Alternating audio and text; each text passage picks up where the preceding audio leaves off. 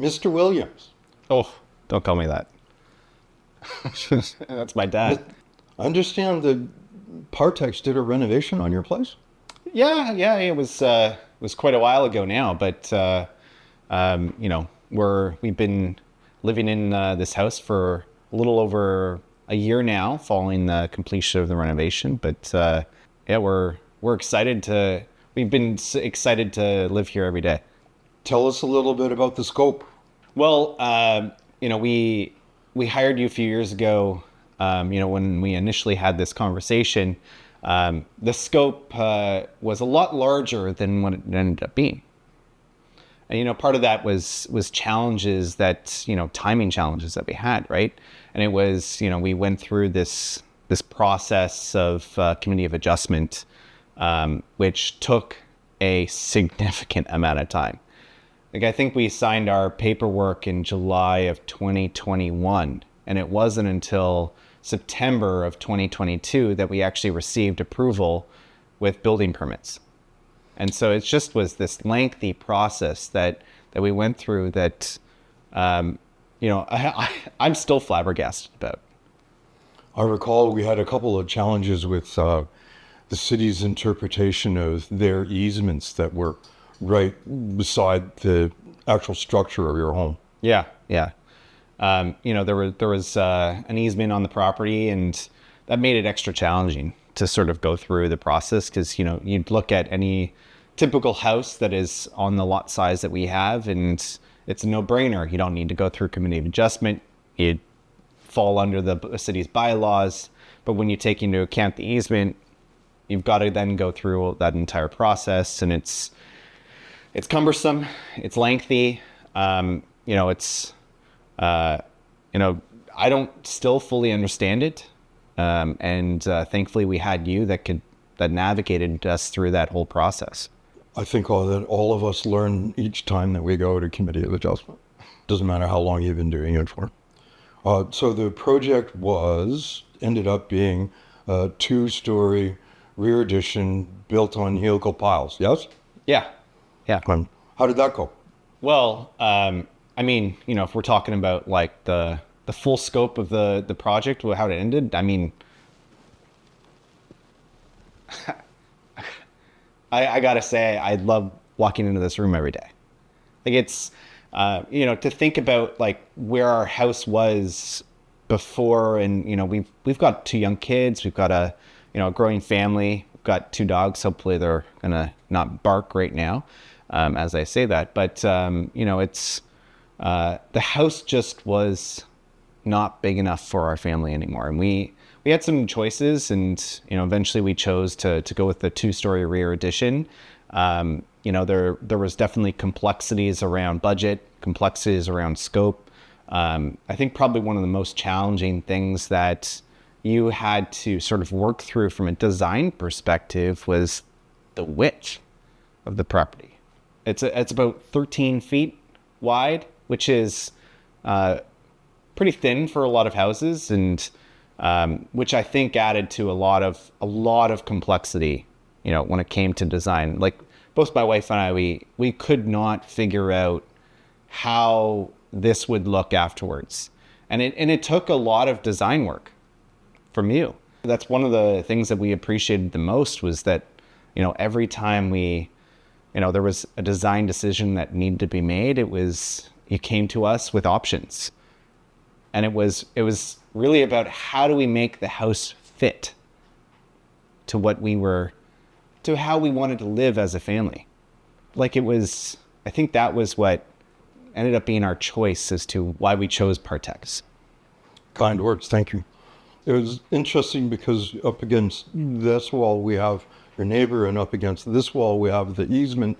So the width of the project was always defined for us, not by us. It's not showing from this view, but the island counter is actually only 18 inches deep, and the countertop is less than 3 feet. But that allowed us to have the aisle on this side, the aisle on this side, and the back door became the new front door. So we had to put some form of a closet in the back, which is where we came up with the IKEA idea in the back. That actually might have been your idea, if I recall. Yeah, That's I how mean, you're- whose idea was anything really? Like it all blends together, and we spent so much time talking about what would go where and how things would look, and I think ideas just blend, and it's more of a constructive conversation around how you thought about design and how you thought about how you were going to build the house in order to maximize both the space and the usability of the property. You know, one of the things that I love the most is having that laundry upstairs. And I love it the most because it's so convenient for both my wife and I. My kids started doing laundry. My 6-year-old can't believe it. It's mostly to do wash his costumes so that he can go and wear his Spider-Man costume the next day. But that's a start, right? that's a start. Yeah. It's a start. Let's keep laundry fun as a motivation.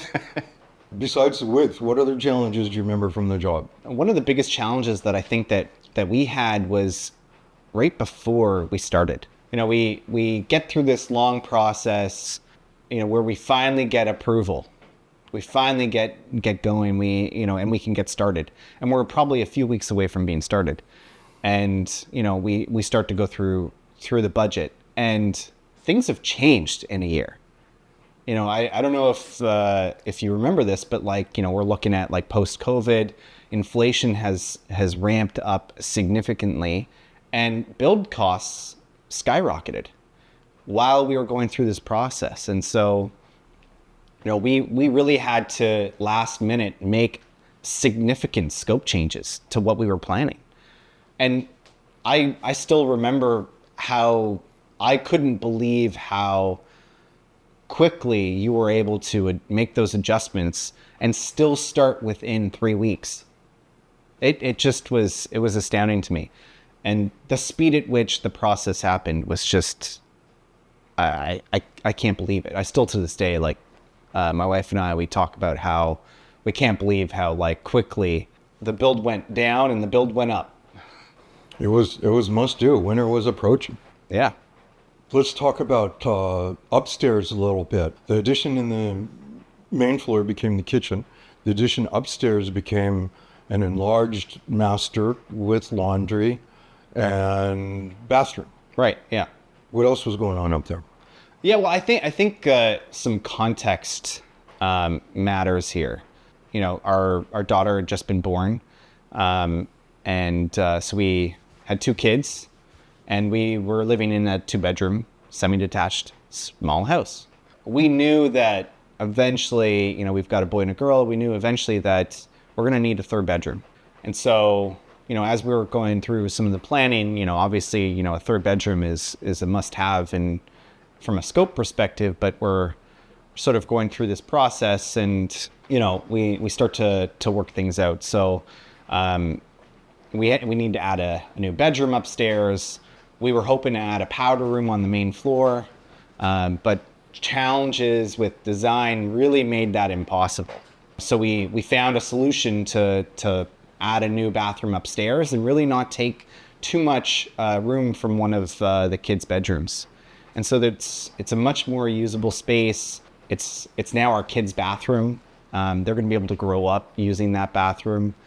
You know, our bedroom really transformed. It's now both a workspace for me, and, you know, the place that like my wife loves to go and get some quiet and read some books, and it's really transformed our lives. In a positive way. Maybe I should have added that too. Yes, in a positive way. By the end of the job, I would say that we were pretty familiar with each other and getting along still really well, which is always good. When you finish a job and you're still good friends. Any design issues? Anything popped up that disappoints? No. There, like I think that the best thing that we had for us going was really the elements to what the length to what you went to ensure that the function of the house worked for our family. And like I remember you even mapping out on the floor how far the the doors would come out, how far the fridge door would open up, whether there's space to walk by, the oven door when that's open, can you maneuver around it? How do all the doors sort of open and fit with each other so that you're not like, and those are the little things that matter, and it's those little things that made the function of the house function so well, and it's, to this day I don't have any design issues whatsoever. Maybe I've had to touch up some paint here and there, but I do have 2 kids. That's the good part about dealing with an anal finishing carpenter. What was the bad part about dealing with an anal finishing carpenter? The questions. No, I don't think that you can really say anything about that. But if there's one thing that I want to leave, yeah, obviously you're gonna have challenges in any sort of work that is as extensive as this is, and no matter how we went through it, we actually trusted that we trusted you the entire time. You were gonna bring any bad news to our attention as soon as it occurred, and you did. And we trusted that you were there to deal with it. You were there every day to deal with it. That really helped my own stress levels going through this whole process. Transparency is a good thing. Thank you very much for your time, Michael. Much appreciated. No, thank you. Thank you.